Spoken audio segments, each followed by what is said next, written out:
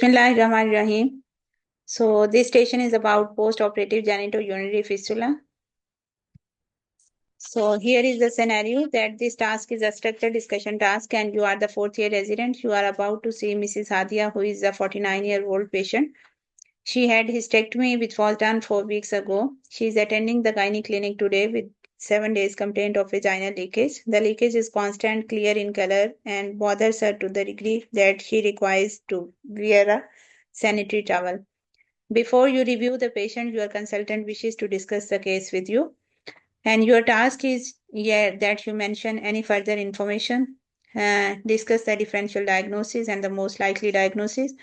How will you confirm or exclude these diagnoses, outline and justify an initial management plan, and answer the examiner question. So what is your differential diagnosis? It can be a case of urinary tract infection, or it can be a case of genitourinary fistula.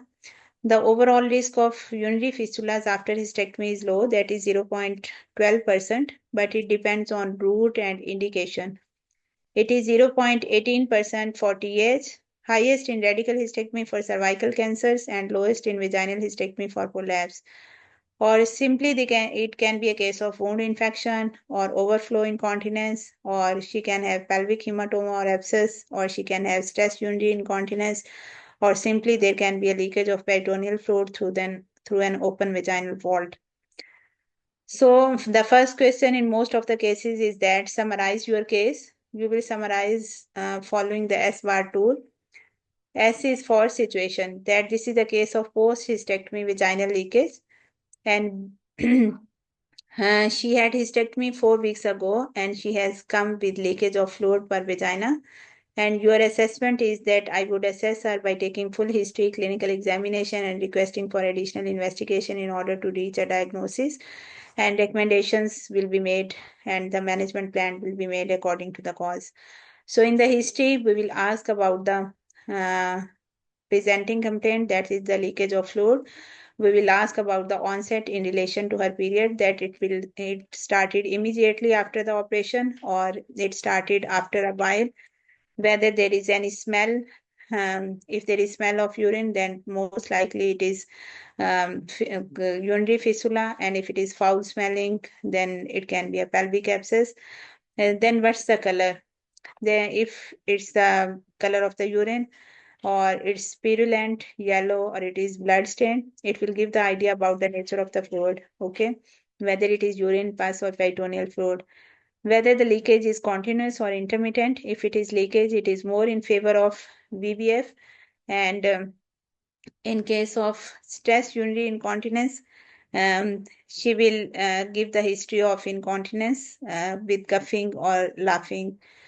Okay, so these questions, they will be differentiating between different types of leakage.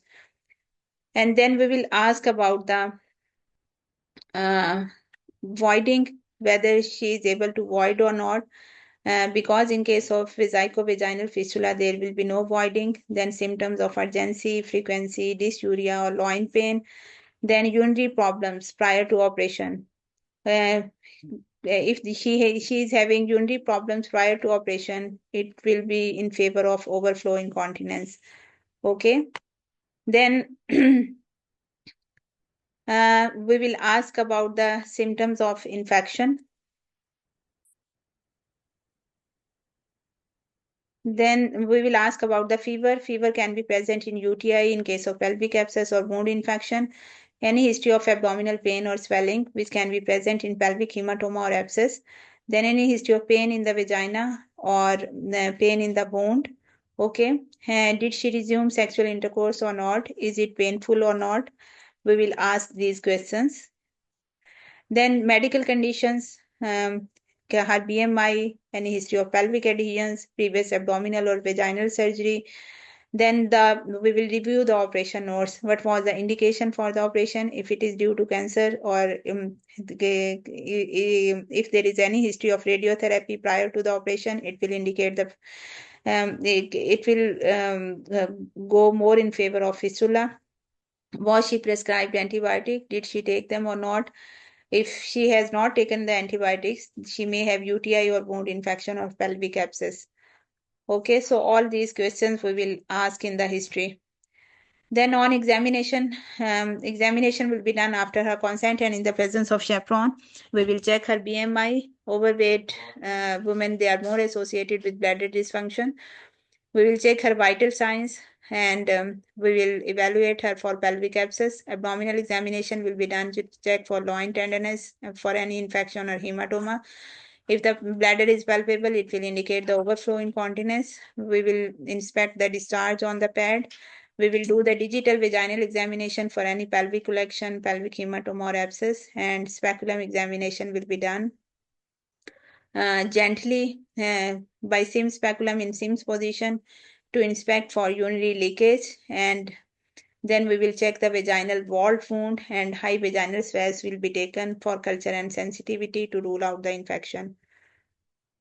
Then investigations will be done, full blood count will be done to look for TLC count, HB for anemia, and then we will do the urea electrolytes, random blood glucose, catheter specimen will be done to for urine analysis, ultrasound scan will be done, CT urogram will be done, methylene blue test or 3 swab test, and then EUA with cystoscopy to diagnose vaginal fistula. Okay. Then we can do IBU maturity cystogram to diagnose VVF, and then we can do retrograde pylography. All these investigations, they will be decided according to case basis. And then we will inform the consultant and we will inform the urologist or the urogynecologist with special interest in repair of the fistula. And we will inform the patient and apologize, and duty of candor will be performed.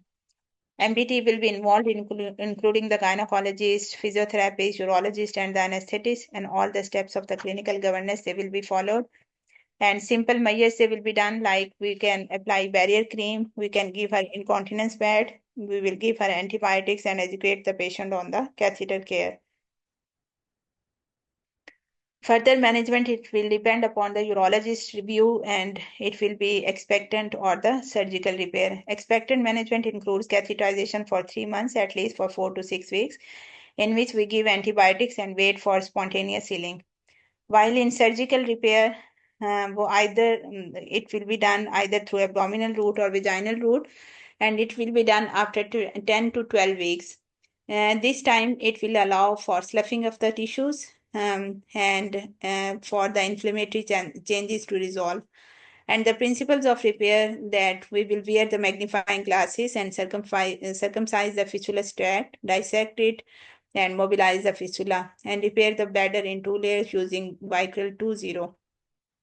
Okay. And then in the post-operative period, patient will stay in the hospital. Urinary catheter will be retained for 10 to 14 days. Thromboprophylaxis risk assessment will be done. And measures to avoid constipation will be given. Antibiotics will be given. And before catheter removal, cystogram will be done. And she will be followed, her follow-up will be done with a specialist team. And how we can reduce the fistula in the preoperative period: identification of the risk factors, treatment of anemia and infection. In intraoperative, we should involve the consultant. In case of any difficulty, proper surgical techniques should be followed and electrosurgery should be used carefully. Post-operative period, early recognition, evidence-based management, and involvement of the multidisciplinary team can reduce the complications.